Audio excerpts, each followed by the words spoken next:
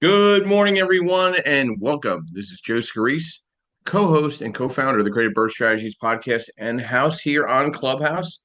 Let's get ourselves set up for another weekend of education, networking, and strategy. We bring consistent subject matter that pertains to real estate professionals nationwide.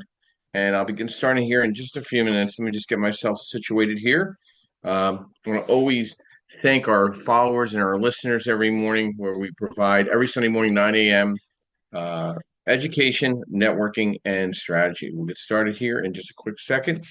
We'll get started today's discussion, the skills the landlords need. So we'll do a quick invite for people in. So if you want to invite colleagues of yours that are on Clubhouse as we speak, that is always greatly appreciated. I always want to start off and thank our sponsors, of course. Would like to thank Yordell Perkins of Perkatech, our social media strategist, architect, as I call him, the Oz behind the curtain. He is a vital partner and friend and colleague. We've been working on, getting close to our 90th podcast of education. So I really appreciate his efforts in bringing this social media presence to the real estate professionals nationwide. We're doing really great with it. The downloads, the posts, the follow throughs, the follow ups. We're really working. If you're noticing, you're seeing a lot more social media activity on my brand right now. So we're really pushing it out in front of a lot of people. So please support us and follow the club if you can, and please reach out to Yordell if you have any questions on social media for real estate professionals. I'd like to thank MB Capital, where I'm a referral partner for unsecured business lines of credit for real estate professionals throughout the country. They've been a great ally for this year going into New Year. So really reach out to them or reach out to me, and I'll make the proper introduction so you can get to better understand how to utilize and leverage unsecured business lines of credit and be a referral partner as well. I'd like to thank Lendmark Capital, where I'm an asset-based lender nationwide, senior loan analyst, providing DSCR, fixed to rent, fixed to flip, new construction, multifamily, mixed use, construction lines of credit, advisory and strategy in the investor space. We're nationwide as well. So if there's any questions in the asset-based lending space, please, by all means, let me know. We'll set up an appointment and go over your scenario. And then if you'd like to white label yourself and be a broker slash correspondent, I can set you up as well. And you can start making some revenue as a direct private lender. Last but not least, I'd like to thank Miss Linda Pelagas of Realty 411, who has been a great ally of ours, being a national publication for real estate professionals and services throughout the country. He has published my information various times throughout the year, and we've obviously coordinated events together throughout the country as well. Definitely follow Realty 411. And now, last but not least, now that we're associating our investor mastermind events, I wanted to separate them from the name of the Creative Birth Strategies podcast. We aligned ourselves with lead deal makers out of Richmond, Virginia, Mr. Jim Ingersoll. We have elite deal makers in Philadelphia, elite deal makers in South Jersey, and soon to be elite deal makers in Lehigh Valley, where we're having monthly educational events for real estate in a mastermind setting. So I'm very somewhat like the podcast. So I just want to thank that new affiliation and relationship with deal makers, and we're elite deal makers in Philadelphia and South Jersey, and soon to be Lehigh Valley going into 2025. Pretty excited about that new alliance.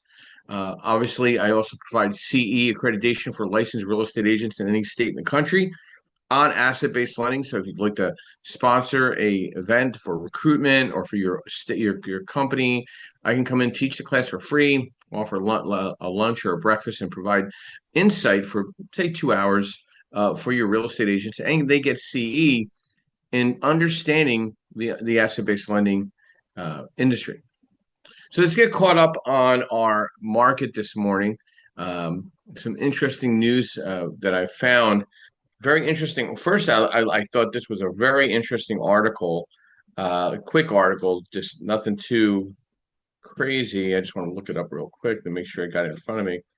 The Compass CEO thinks Zillow is going to become the national MLS. You know, so That's not a big surprise. I've been talking about that. I think Zillow is going to become the national MLS, and I think there's going to be a restructuring of the whole real estate platform for agents throughout the country. I wouldn't be surprised at all as we see things with the NAR settling in and things going into New Year. They say there's going to be some massive amount of people not relicensing. I could tell you for a fact I was at the NAR Expo in Boston, and I was at Triple Play that covers also the tri-state, New Jersey, PA, New York, and half the amount of vendors, maybe 30 to 40% of the realtor base that's usually there, very light attendance. But the agents that were there were very engaged and very interested in understanding how to pivot in the new market going into 2025 and understanding how to leverage real estate investors as part of their new business plan. So that was extremely interesting to see. It wasn't as many people, but the qualitative of people was really good. And we held a cigar event this past Monday night down there in Triple Play. We kind of broke the tradition of going to the typical happy hours and things of that nature. So we had about 100 people at our cigar event, which was really great. A lot of great new faces to meet, and introductions being made. And so this we have one more push this week going toward Christmas. We have our holiday parties coming up in Lehigh Valley on the 19th, and then on the 20th we have our holiday party that we hold every year in Philadelphia at my wife's offices down at Fourth and Lawrence. If you want to come in or fly in for the holiday party that Friday evening, you get to spend the weekend in Philadelphia. It's going to be 6 to 9, wine, light drinks, light snacks. We're gonna have a great time Friday evening in Philadelphia. So if you want to come to Lehigh Valley, then travel to Philadelphia. I mean, not too far away from each other. Kind of spend the whole weekend there, have a great time meeting with real estate investors and agents and services at both events. So I'm excited about that. Very excited to announce about the asset-based lending fundamentals course coming up January 11th. You really want to learn how to white label and underwrite your deals. Coming on a Friday night, we're going to have a light happy hour get together. Then Saturday, all day, we're going to be discussing starting at 10 o'clock. We're going to have breakfast, we're going to have lunch. We're going to just talk about how to underwrite your deals, get that intuition to be the better investor by being the better lender for yourself or others. So I look forward to that. If anybody's interested in that, please reach out to me so I can get you registered and signed up. We're moving along with that registration. So let's get back to some news. But some great events coming up, and I just want to make sure you were aware of a lot of that on our podcast this morning. So this morning, I was watching Mortgage News Daily a little bit, looking at some articles. No one's paying attention to the Fed right now. I think they're going to be dropping the Fed rate about a quarter point, but man, these bonds the Treasury market is just massively bullish. They're really pushing those numbers up. Rates kind of fell at around 6.95, just shy 7% on the 10-year, 30-year fixed. On the 5-year commercial rate, we're hovering around I'd say 6.5, 6.75. So we're a little below the 30-year fixed for the conventional rate. We're still very aggressive in DSCR and fixed to rent, fixed to flip. The construction money has stayed steadfast at 9.75 start point. So we're hanging there. There's a big concern of course, inflation, and then obviously the shifting of the new presidential elect with his cabinet. So a lot of excitement on Wall Street. We got to keep an eye on delinquencies and foreclosures are starting to creep up a little bit in quarter three. But again, the 10-year Treasury is hovering around 4.3 as investors focus on that Fed rate decision this week. So keep an eye out on that. That was a really interesting. It's really interesting watching that now because I don't know where. I mean, I've never seen the Fed so powerless in dictating rates right now than ever before. They were much more influential during COVID, of course, and very influential there. So interesting information there. Article that I saw that I thought was interesting, I'll be posting today. Survey finds U.S. renters lack a sense of belonging. According to recent Redfin survey, less than half with American renters, and over two-thirds of homeowners feel a sense of belonging feel a sense in their community. Compared to 58% of the homeowners, only 38% of the renters believe they share characteristics with their neighbors. Additionally, renters are more likely than homeowners to try to avoid engaging with their neighbors. 40% of their neighbors, renters, do so compared to 33% of the homeowners. Interesting article that'll be posted today. And then very interesting updates on hot housing spots for 2025. These are important factors common amongst top performing markets in 2025, including available inventory, affordable price points, a better chance of unlocking lower mortgage rates, higher income growth for the young adults, and net migration into specific metro areas. Okay. This was done by Lawrence Yun, chief economist for NAR. And this is in alphabetical order. So Boston, Cambridge, Newton, Massachusetts, New Hampshire area, Charlotte, Concord, Gastonia, North Carolina, South Carolina, Grand Rapids, Kentwood, Michigan, Greenville, Anderson, South Carolina, Hartford, East Hartford, Middletown, Connecticut, Indianapolis, Carmel, Anderson, Indiana, Kansas City, Missouri, Kansas, Knoxville, Tennessee, Phoenix, Mesa, Chandler, Arizona, and San Antonio, New Braunfels, Texas is still in there in the top 10. I really agree with Kansas City, Indianapolis, Greenville. I like those markets. They're sleeper markets. I think they're good for both landlord and homeowner, which gives you a good blend of opportunity. So I put that article just up yesterday.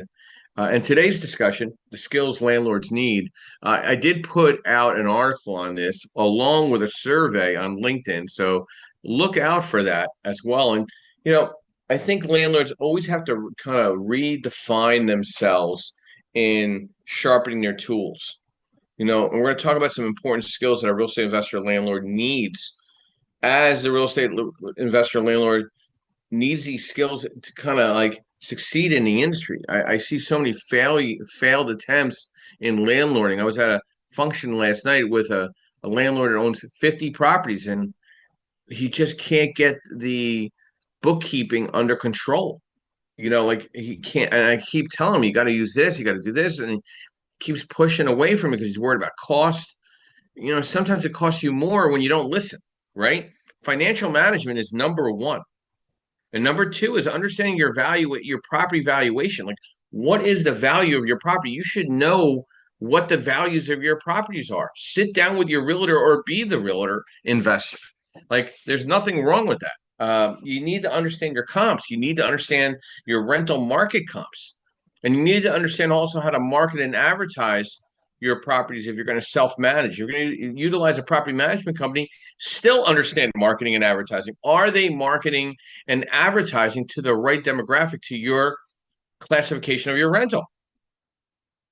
And having great communication and negotiation skills, right? We don't cure cancer here. We work on real estate. And you need to identify also the right property management company and right property maintenance groups to facilitate the needs of your tenants.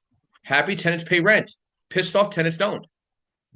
Understand risk management and potential risk with tenant damage or non-payment and lease negotiations, and the local market knowledge, and understanding and getting more effective in your time management in managing multiple properties, dealing with tenants and handling administrative tasks. Problem solver. You got to be a problem solver. You can't get upset at everything. And you got to be adaptable. You got to record keeping. Tax planning. Are you sitting down with a good bookkeeper, thus putting the right documentation for your CPA? Your CPA is only as good as your bookkeeping. Insurance and liability. Have you sat down with your insurance agent? Have you compared pricing with insurance? Insurance is somewhat out of control in certain markets. And having a good tenant screening process. Are you screening your tenants correctly? You're almost better leaving the unit empty for additional months instead of putting the wrong tenant in.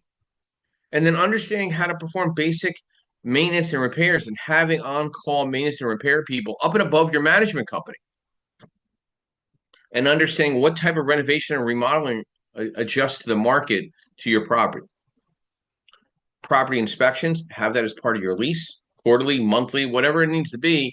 The tenant needs to know that you're going to be doing inspections with 48 hours notice to get in and take a look at these properties. Compliance with regulations, understanding your local, state, and federal regulations, budgeting and forecasting, and continuously learning. I have experienced landlords that come to our mastermind every month because they're looking for that extra niche to understand to be a better landlord. Local, regional information helps them apply to their portfolio. By possessing these skills, real estate landlords can effectively manage their properties and minimize risk and maximize returns on your investments. That's what you need to look at going into 2025. Steve, good morning and welcome. Brief overview, who you are, what you do, and thoughts to our discussion, the skills landlord needs. So Steve Franco with REI Homepage. I'm an investor, broker, and landlord. I teach landlording stuff. And basically, I mean, you pretty much hit on most of it. I think the local knowledge and the proper team are always first and second. I see people all the time buying in my market of Scranton from out of the area. They're saying, well, this is how we do it in New York. Well, that's great. New York, with 10 times the population, 10 times the demand, we're coal country. We're similar, pretty strong in a lot of fundamentals, but it's just different. And you have to understand that market. If you're going to invest outside your home area, you got to spend what those people want. For example, in the last 5 years, I've seen the demand by the tenants for a more quality UV light. Some of what people like, I would higher quality, higher interest. Tenants are wanting more, but they're not wanting technology. They're not wanting touch screens, the AI, and whatever in their markets that they are in some bigger cities. Know what your tenants want and know what's reasonable to deliver. On the flip side, I see a lot of landlords, oh, well, I should do marble, I should do tile. Well, no, this is Northeast PA. More of a granite's the top of your line, but, Formica and vinyl floors are okay. You know what it is you're presenting. But it also comes down to knowing your fundamentals. I just bought my first one since 2017 to 2024. I did 2019 before expiring. I was selling them to people, and I was telling them, you're overpaying, you're overpaying, you're overpaying. And they're like, well, this is what it takes to buy the property. I said, yes, look at your numbers. You won't survive. You can't keep it running. Know your numbers. Keep on top of your numbers. Hire a great manager, but don't look away from that manager. Manage the manager. Make sure they're giving you the technological tools to keep an eye on your market. And the last thought, or the last sort of piece of information, the skills the landlord needs, is the willingness to do anything at any time, because it will boil past your manager occasionally. And thinking creative. Okay, I have this problem. This building needs this, and I don't have the resources to get it. How can I get around that? You have to be able to, I joke, it's a little bit like 3D Tetris sometimes.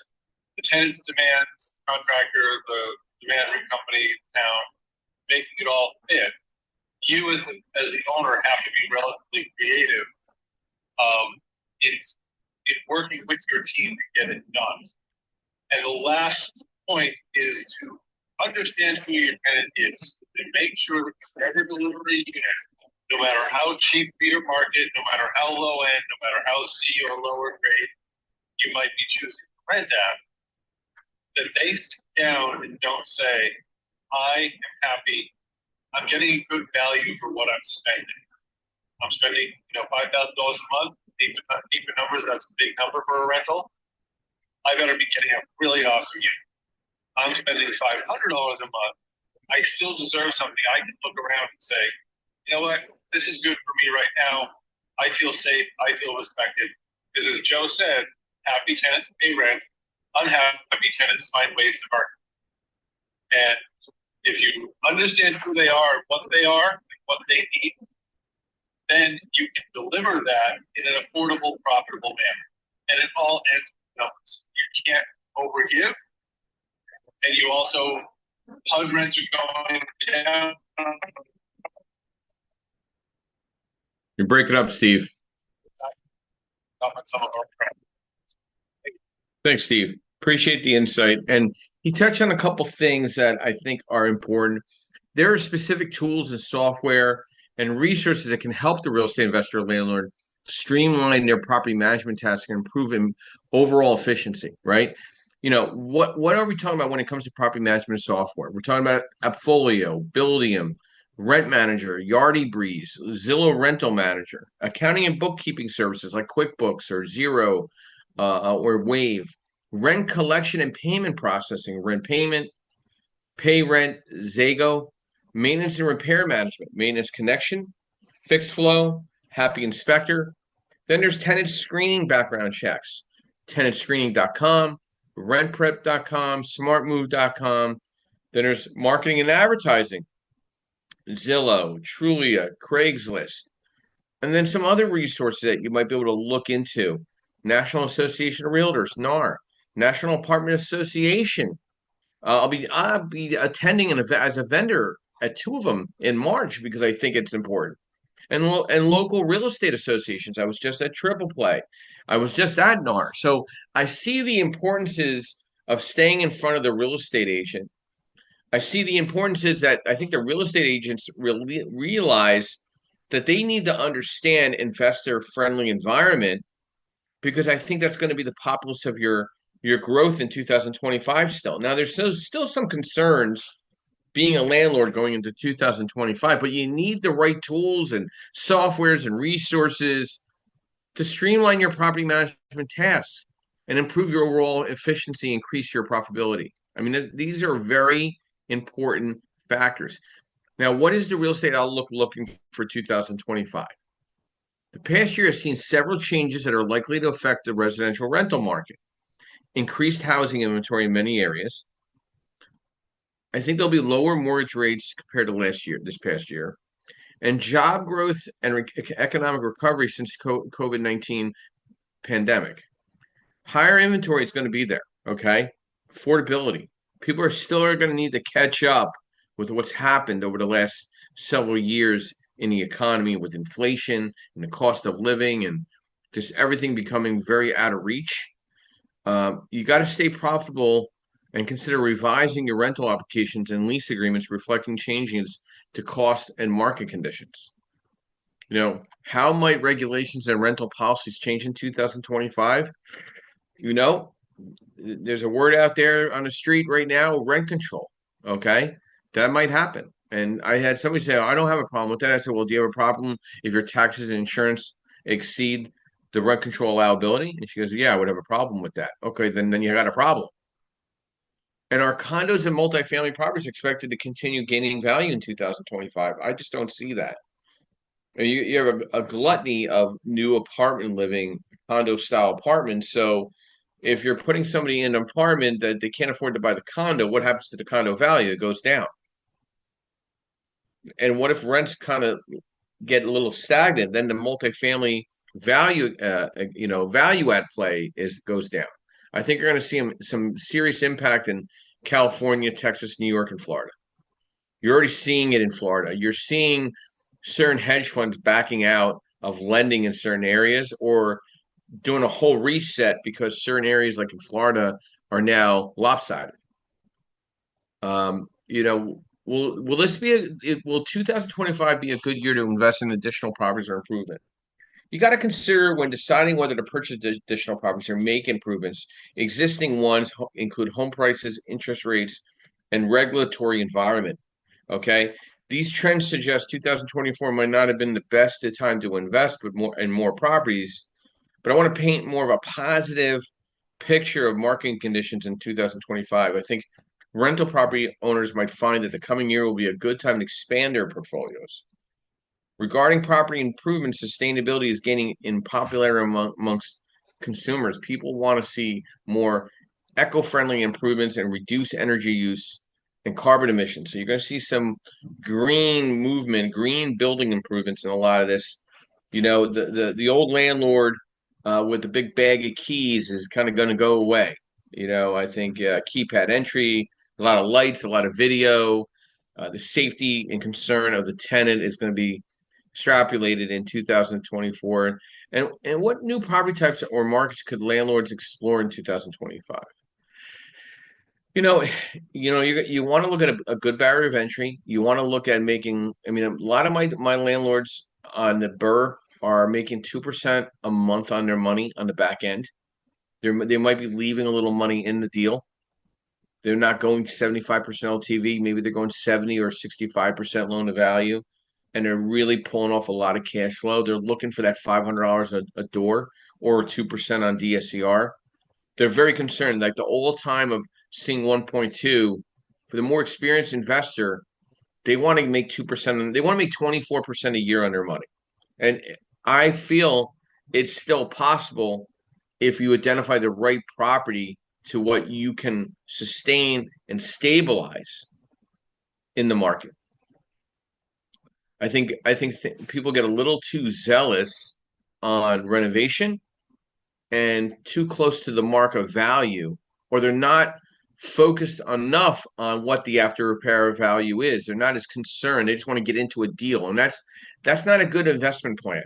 You really need, like when you call a lender, whether it's me or anybody else, there's three very confident numbers that you need, several, but you need to understand what the after repair value is. Like you can't guess. You can't be between 250 and 300,000. You got to be at a number. You got to be more specific, and the more experienced landlord is, they know what the repair numbers are, and with a contingency up to 20%. They're also familiar with what they're buying at and what they're not going to buy any higher. And they understand the rental market and what the estimated rental market would be based on an appraisal. So they're doing their rental comps. They also understand tax impact. If they're pulling permits, taxes are going to go up, and they're going to add 20% to that tax base right then. And they really are getting more proficient in understanding insurance, from builder's risk to more of a stabilized environment. Okay, there's two different sets of insurance, is the construction piece, and then when you stabilize the property. So these are numbers that you need to understand. We're going to dive into this in the asset-based lending fundamentals course on January 11th. We're going to really dig into it to better understand how to underwrite your deals. Justin, thank you for your patience. Brief overview of who you are, what you do, and thoughts to the discussion. The skills landlords need. Yeah, good morning, Joe. Good morning, everybody. Justin Jefferson. I'm in the southern Louisiana market. Done several things. Right now, I'm doing project management for somebody, large nonprofit, Habitat for Humanity. I'm still a licensed broker. Done several fix and flips and built some homes for people as well. My thing, good topic, Joe, is I think we gotta start before we ever purchase a property. I think the planning portion of being a landlord, the job starts before you make your first acquisition, because the bank will approve a lot more people to be landlords than stay landlords. When I got my license in 2011, and I worked, the company I worked with had a contract with HUDHomestore.com, and we were the regional listing agent for those properties at that time. It's kind of how they did it. And about 50% of the properties, now of course it's coming off back in 2008, 9, 10 or whatever, but the majority, 50% or more of the properties that we were reselling or reacquiring were, I would say a good 25%, right? 25%, because most of them were FHA loans for non-investors, for first-time home buyers. But a lot of them were investors' properties that they used this loan to get, or what have you. There was a lot less red tape around using this strategy when I started. So I'm just saying that to say investors lose their properties as well, a lot, and then a lot of them are more willing to give up their property, because they're not living there if they come into a financial situation. I'm saying all of that to say you want to begin with the end in mind. So if you want to put the label of landlord next to your name, above or below your name, then I suggest that you begin to do and research and learn the things that make for a successful landlord. That's your funding is a great place to start, but knowing your location, knowing what kind of product you want to landlord, right? Knowing what kind of product you can afford to landlord, and I don't just mean what Joe or whatever your local bank will approve you for, but what can your income, what can your financial situation sustain in the event that the property does not maintain itself, right? So that you don't end up with another bill, and probably a hefty bill, right? Because it's something that you're not getting much back from, just to keep it real ABC. So I really believe that being a successful landlord starts in the beginning. If you know this is something that's new to you, if you know you really want to lean on the side of a check coming in the mail, then your research needs to be on who is the best property manager in town, right? And they'll be able to guide you in a number of ways. You also need to research. I already mentioned researching the product and type of property you want to buy, but managing that asset is equally important. So I want to say those two things because I feel like if you have little to nothing, or if you just really are looking for the mailbox money or the cash flow, and even a long-term play, but most importantly, you just want a successful asset, I think leveraging it out to the best professionals in your market, paying that fee is the best way that you enter into becoming or being a landlord. Throughout that process, you're going to learn, a whole lot. You're going to learn enough for you to be able to move on to other bigger, better things, possibly if it makes sense without that, right? But if it makes sense to keep them, hopefully you will have learned that you should keep them as well. So those are just some kind of brief points, though. Well, I sense from what you were saying, Justin, is the humbleness of a real estate investor. You you don't know everything. I'm constantly learning a new thing, saying, man, I'm constantly taking my hand and putting it against my head and saying, man, I wish I knew that just last week. I mean, I'm probably saying that to myself once a week, twice a week. Man, I wish I knew that. But now I know, and I ain't gonna forget. Okay. There's some very humbling factors as a real estate investor or landlord. Do the numbers make sense? I mean, you're getting guidance maybe from a real estate agent or some advisors, and there's various ways to calculate your return that you'll get. Do you have enough money to put into the deal? You know how many people don't realize what is expected? Like nobody's walking away and giving you 100% of everything. Like you got to have some common sense to this. You're going to have at least 20 to 25% into a deal initially. Can you get that money back when you create a new value? Of course. What's the potential appreciation? What do you need to carry in an emergency? Like, what are your contingencies if you burn through your 50 grand that you have to put into a deal? Why do you think I'm a referral partner for unsecured business lines of credit? You think I just want to do that because I think I need to do that? No, people burn through money and don't see the unexpected. Oh, the renovations are only going to cost 20 grand. I had a client tell me that, right? He's now 75,000 into the deal. Why? He didn't open up wall number 2 and see the termite damage down into the basement.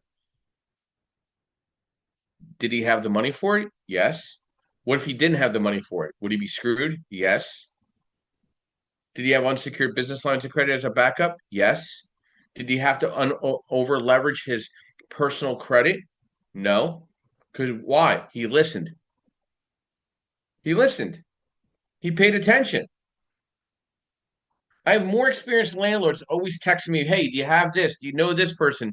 You need to be a connector. You got to be humble that you need help as a landlord.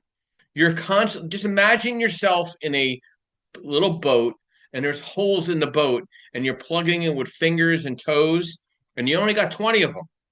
So when that 21st hole comes you need help. You need people in your power team. You got to be able to respond quickly and professionally. Show that you're reliable as a landlord. People sense that. People sense that you're responsible, you're respectful to the tenant or the property manager. And yes, you do have to manage the property manager. You're not just hands off, you're hands on. Always have a maintenance group up and above the property management. Maybe they're stuck in something. You don't know what's going on in their day-to-day operations. Have your own maintenance group to facilitate things in the pinch. These are critical considerations when investing in real estate and being the better landlord. And accurately tracking your income and expenses, treating your rental properties as a business, having an investment strategy, understanding the fair market rent, understanding what Section 8 and the fair market rent looks like in your market, making the rental property as well pet friendly. Listen, you're gonna, people they want a cat or a dog. I mean, that happens. Learning how to work on things online, screening tenants online, right? What does that security deposit look like in the lease? Understanding your lease agreement thoroughly, organizing and storing documents, asking the tenant to make sure that you're obtaining rentals insurance. Very important, right? Following the state landlord or tenant laws or the city's landlord tenant laws, and making sure in the lease you're conducting routine maintenances or inspections. I don't understand why landlords don't emphasize that enough with their property management or maintenance groups. And keeping safety to the tenants for the tenants. Like, the ring bell with the video, keypad entry, lighting, video work. They want to feel comfortable, and they also know that you're keeping an eye for that. Maintaining open channels of communication and hiring the right local property manager. See what they're managing. See what they own. Travis, good morning and welcome. Brief overview, who you are, what you do, and thoughts to the discussion this morning. The skills landlords need, but I do need to know where you got that beautiful plate of carnivore meat and pickles. So I'm very concerned about that first, and then we'll get to everything else. Dude, yeah, there's a place not far from my house. It's called Killen's. It's very good barbecue. It brought a quench to my lips watching that plate on Facebook. I just want to let you know. So I just want to get that out of the way because we have to pay attention to each other's posts. Yeah. Yeah. So yeah, I'm Travis. I'm a connoisseur of barbecue and a real estate broker here in the Houston area. So I get to try a lot of Texas barbecue. Yeah, this is an interesting topic. It's one that I think about all the time. That I wonder, are landlords out there not setting expectations properly for their tenants? I don't know where this came from, but there's this idea and this belief that the tenants think the landlord has to take care of everything, right? Like, oh, my whatever's broken, you need to come fix it. You need to come fix it. You need to do this. You need to do that. Man, that is so not true. It's if you really read the lease and if you understand the property code for your state, like here in Texas, there's a few things the landlord is by law required to take care of. Number one, anything that affects the health and safety of a normal individual, right? That's not somebody who's asthmatic or, has an allergy to this or that, a normal person. So health and safety to a normal person. And if the water heater breaks, that's about it. That's all we're required to fix.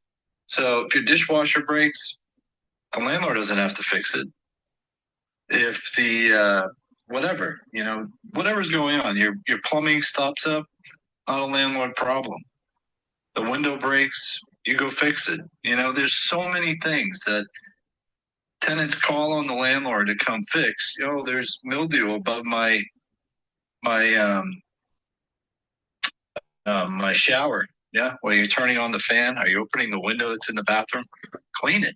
I mean, it's like so many times that we see things in our inspections, which, yeah, you should do inspections. Like Joe said, you should be inspecting your properties. And there's another thing, right? Does your tenant understand that you can access that property? Like you're not going to go over there and harass them, but if you want to do an inspection, they have to let you. Do they understand that you have a right to come in and look at the property and check out things and repair things? And yeah, okay, they're living there, but you do have a right to come in and do all that stuff. So there's really so many times that we'll find that we get somebody that's applying to lease a property. And during my application process, I spell it out to these people. Like, do you understand that these are all things you have to take care of? You have to clean the windows. You have to clean off the roof. You got to pressure wash the house. You have to keep the mildew off the property. Some really basic things. Like, you're not moving into a big building where it's a big apartment and somebody's maintaining the outside, right? You're moving into a house. And when you're moving into a house, just think of it like you're leasing a car. When you lease a car, you got to take care of it. You got to change the tires. You got to change the oil. You got to, do repairs to it. Some things will be under warranty. But you have to take care of it. And leasing a house is the same way. You got to take care of it. We're having a freeze. Okay. We live in the South. We have a freeze. You need to go out there and cover up any exposed pipes. Make sure your sprinkler system is winterized. If that stuff breaks, that's on you. It's not on the landlord to go fix it. So I think that one of the things right there is landlords understanding whose responsibility is what, right? And if you don't understand that, yeah, you need to sit down with a property manager and ask them that question. Hey, here's some common maintenance things or issues that pop up. Whose responsibility is that? Are you going to hold the tenant accountable? Are you going to collect, or is there something in the lease agreement that says for all these things that we just discussed, is the tenant responsible for paying X amount of dollars, or are you going to take care of it? So there's a lot that people don't know. And like you said, Joe, every week you learn something new. Well, and Travis, let me ask you a question. Yeah. You work with newer investors, and I'm assuming you also have the experienced investor.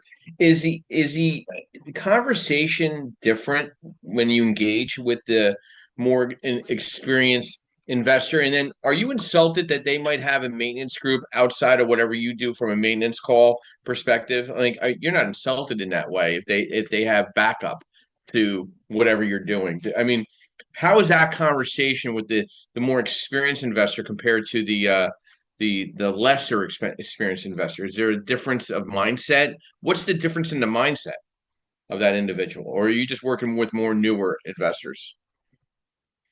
Yeah, now you're making me think, do I have any really experienced people?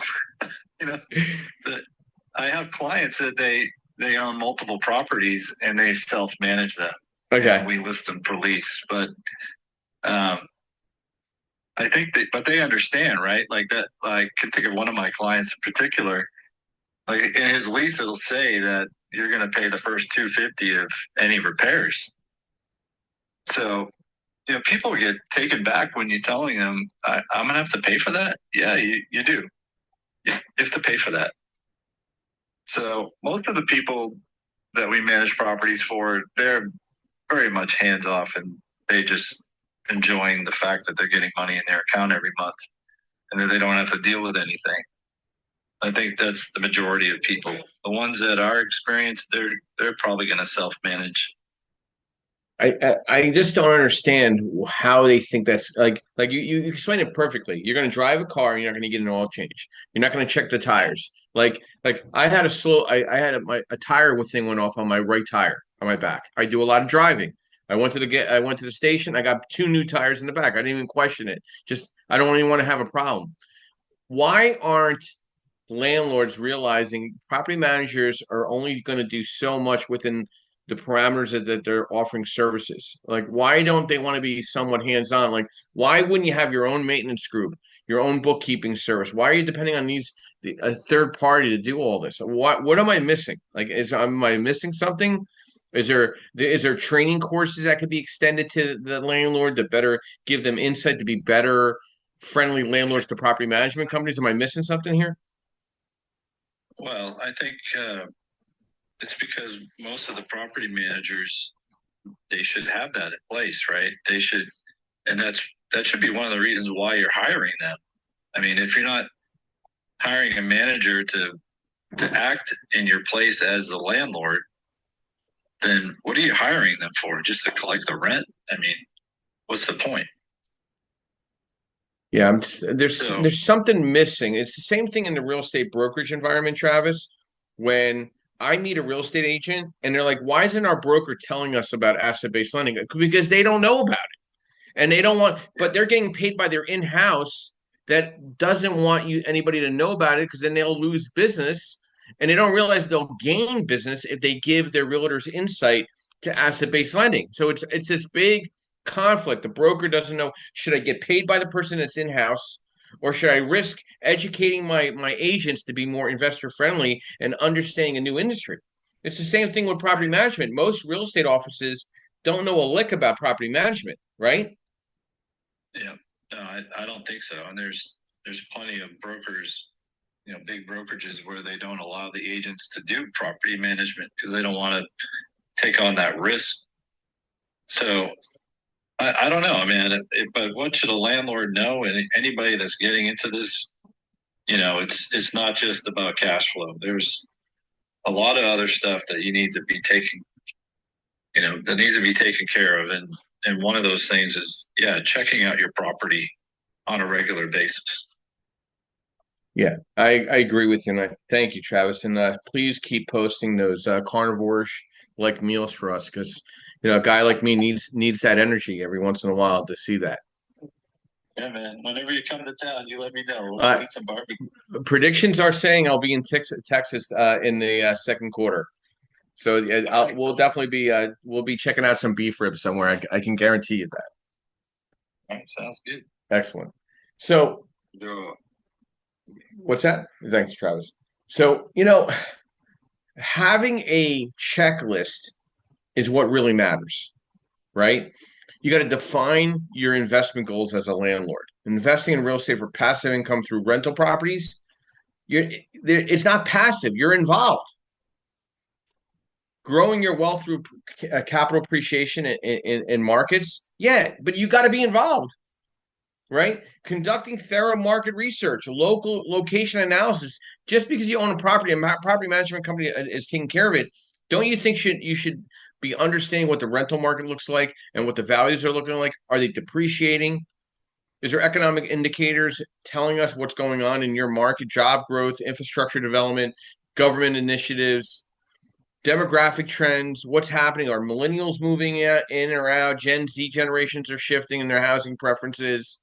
What don't you have in the property that separates from the other properties in the market? Right? Is the bathroom new? Is the kitchen new? Is the basement finished? Is there an extra half bath on the first floor above the full bath? Is that third bedroom too small? Should you just make it into a two bath, two bedroom instead of a 3-1? Will that make the difference in your rent? Does it change it in any way? What's lending look like in your market? Listen, there's lenders right now that don't lend in certain markets right now. They're just not telling you. I know personally there's lenders that claim that they're lending in a market and they're not. They're absolutely not lending unless you're very experienced. Okay? Because they're getting shellacked by the newbie landlords. Shellacked. Philadelphia, Baltimore, St. Louis, Chicago. If you don't have a certain amount of real estate portfolio, they're not lending to you there. They're advertising they are, but they're only looking for a very specific landlord, an experience level. And they can do that, right? And you need to understand your mechanicals. You need to understand the structural integrity of your property, understanding HVAC systems, plumbing, electrical, cosmetic repairs, different ways to minimize cosmetic repairs, and factoring in property taxes and insurance, and understanding what your common area maintenance costs are monthly. Like I could tell you, most of my landlords do not know what their operating expenses are up and above PITI and their management fee. They have no idea what their responsibilities are. Is it water? They can't give me a number. How do you not know what it's costing you? It's your property. And evaluating the potential rental income and ROI. Have you done a cash on cash return on your properties? Have you looked at local rent comparisons? Have you looked at the DSCR of the property lately?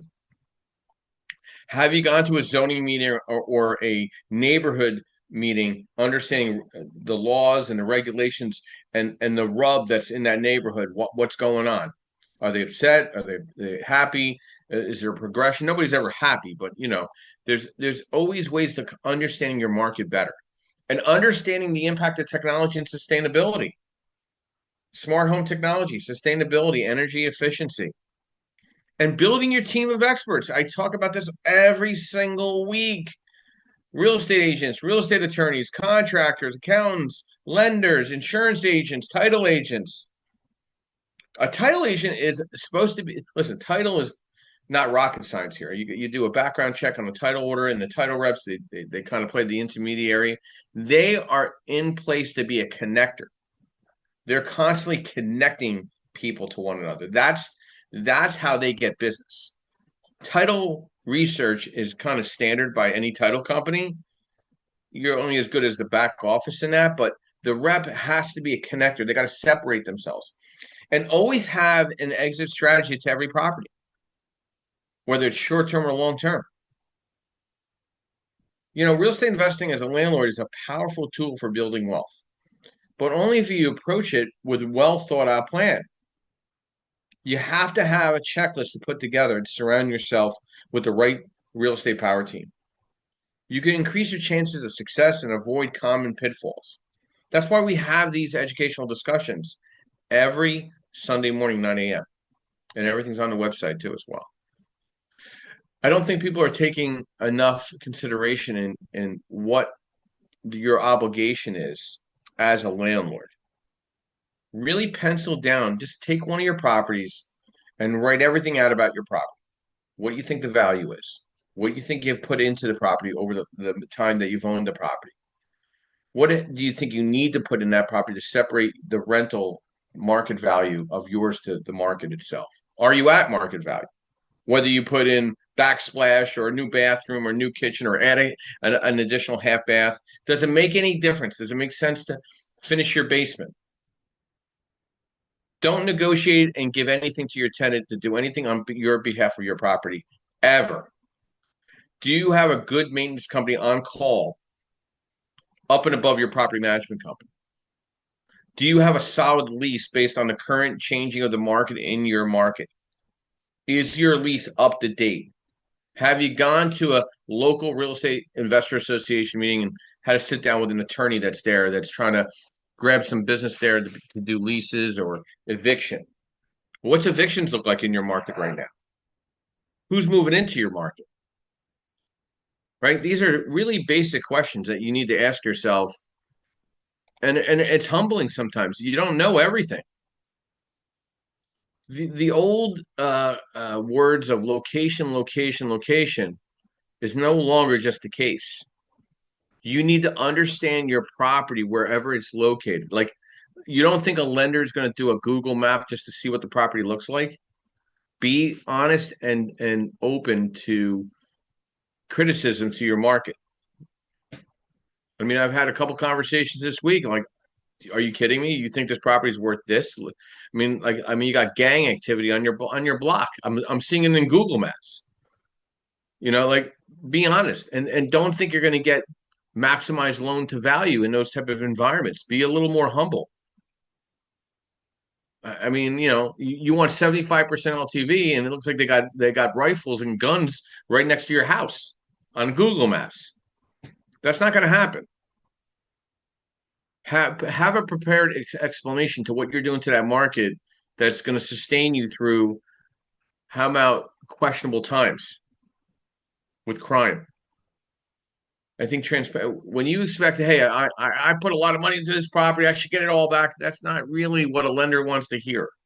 The lender wants to hear, hey, I understand this market, to Class C minus market or Class D market, but I have things in place where I have a maintenance group. separate from my property management group. I have Section 8, that's the market rent. Be confident, competent, and humble to what you have in front of you. If you want to buy in a lesser, safe area, be understanding to that. And when somebody comes back, you're saying, hey, listen, I got a concern about over leveraging your property right now, right? I don't want to be at 110% loan of value by next year on this property. I want to be safe to say I'm at 75% or 70% or 65%. And why be a pig either? Why take every last penny out of the deal if you're going to make so much cash flow and brag about it? If you're going to make 500 a month at 65% loan of value and all your money's out anyway at 65%, and you're still making over $500 a month per door, I mean, how much more do you need? Being the smarter investor, leaving a little meat on the bone does not hurt being that landlord.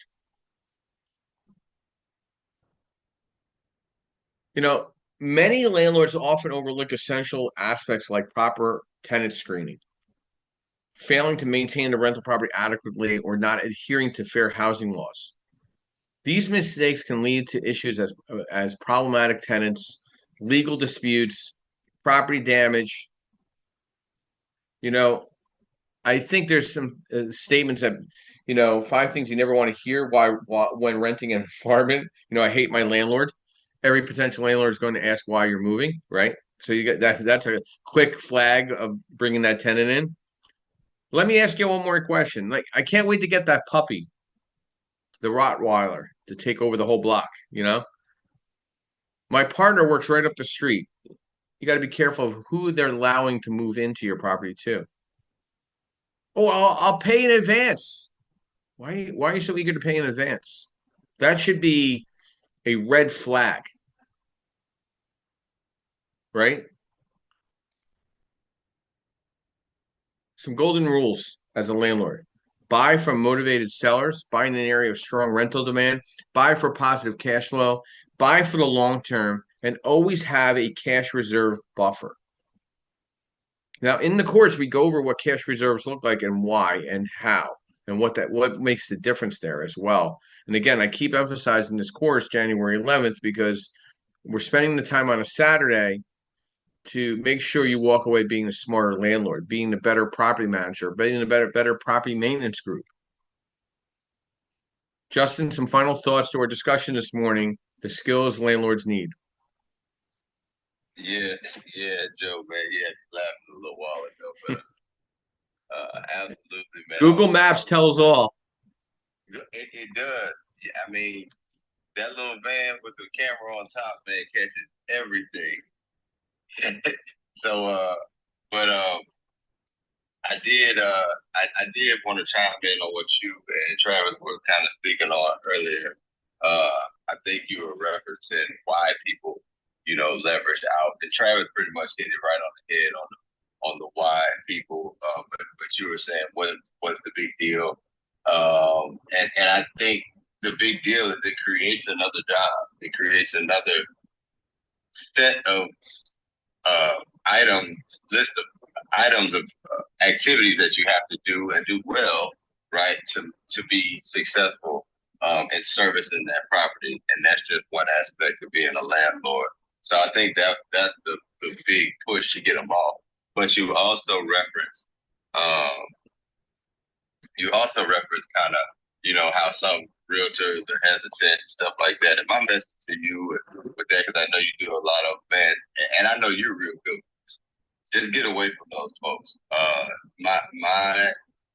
My experiences, there are going to be the few that have always had their experience with investors throughout history. I think it's best to lean into those folks. And if anybody's listening, look for agents, this, that, and third, just stick with the ones who've been, dealing with investors through and through. The newer ones, I'm not saying don't go to the new ones. I'm not saying that. I'm saying your chances when rolling the dice are going to be better with the folks who've been doing it and aren't doing it because they're running out of this type of lead or that type of lead. So that's my 2 cents on that because they got a lot. They have a lot of them. So no sense of wasting time or energy on the folks who aren't receptive to the things that your need that type of client, right? Yeah. As being an investor. So that's just my 2 cents on that. Man, y'all have a great Sunday. Thanks, Justin. I want to thank our sponsors today. Mr. Gerald Perkins of Perkatech. I want to thank Linda Pelagas of Realty 411. I want to thank MB Capital, your unsecured business line of credit program. And I want to thank Lendmark, where I'm an asset-based lender, senior loan analyst, providing asset-based lending nationwide. And I want to thank now Elite Deal Makers, where we're offering mastermind discussions the first Monday of every month in South Jersey, second Monday of the month in Philadelphia, and soon to be second Wednesday of the month in Lehigh Valley. We have some great events coming up this week. We have a holiday party in Lehigh Valley on the 19th. We have our Philadelphia holiday party on the 20th, Friday evening. We have coming up in the new year, we have Health is Wealth in Real Estate, January 9th in Marlton, New Jersey at Restore Wellness, where I'm a client. January 11th, we have a asset-based lending fundamentals course on a Saturday. Love to see you all there. Where we're going to dive into white label marketing and understanding how to underwrite your deals and pricing your loans out and being a smarter investor friendly individual. Just whatever part of the service you're in, we're going to provide that. We're hitting close to our 90th episode here on the podcast, where you can find everything on the Creative Birth Strategies podcast. And I want to thank our moderators over the past year. We're getting close to we wouldn't be able to do it without them and their insight and their thoughts. This is completely unscripted for them, so they're coming right from the heart in what they're thinking and what their thought patterns are. And I want to thank everybody going into the end of this year, going into Christmas, and I want everybody to be blessed and take care of themselves, of course, and just be a better person. Going into the new year, you don't have to set goals; just be a better person, and that'll work itself through. And my quote this morning: "Be grateful for the people who spoke to the winner in you before you started winning." I want to thank everybody. Have a great morning, Sunday morning. I'm gonna hit the gym and hit it hard for everybody. And if there's any questions or I could be of any assistance, please reach out to any of our moderators, of course, or myself. We're here to hopefully support you in your successes. And I'll be ending the room in the next 30 seconds. Thank you.